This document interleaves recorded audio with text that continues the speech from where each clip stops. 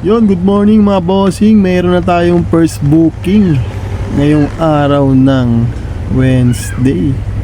Isa na namang pakikipagdigma sa kalsada para mabuhay. Syempre, tara, proceed na tayo ron sa ating first CS. Pick upin na natin yung una nating customer. Let's go. At ayan na nga.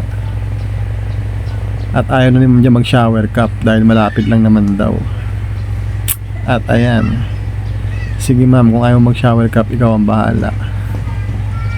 Basta importante, mahalaga. Oops, may dadaan, bossing. Nakaharang yung motor mo dyan, bossing. Iabante mo ng konti, abba. Hindi mo man lang inayos pag parking, abba. Ikaw talaga, bossing, oh. Boss, pasensya na, boss. Hindi ko napansin, dadaan ka pala. Char lang, bossing. Pasensya na. At ayan na, nag-helmet na si ma'am. Pinag-helmet na natin si ma'am at tayo makaalis na. Oops. Ewan ko kung papaldo tayo ngayong araw o papaldog. Isa na namang ano to, isa namang araw na hindi natin alam kung matumal ba o malakas. Mas importante, mahalaga. Ayun lang mga bossing. Syempre minsan hindi rin tayo accept ng booking kasi minsan syempre ayaw natin yung lugar, diba? Ayun, good morning mga bossing.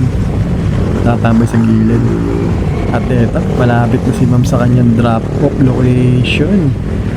Eto, eskwelahan pala yung drop off location ni ma'am. Ayun, inaantay siya ni kuya. Angiti si kuya, good morning bossing.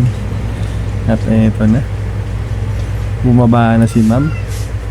At inabot na sa atin ang helmet, ang pinakampang malakasang helmet ni Mubit. Ayan na. At eto na ang payment ni ma'am. Yun, thank you ma'am sa payment. Buhay naman po kayo. Sana magandang buhay naman natin. Sipag ni kuya, nagwawalis, oh. Bossing, good morning. Sipag mo dyan, ah. Okay, yun lang. Ingat tayo mga bossing. Ride safe.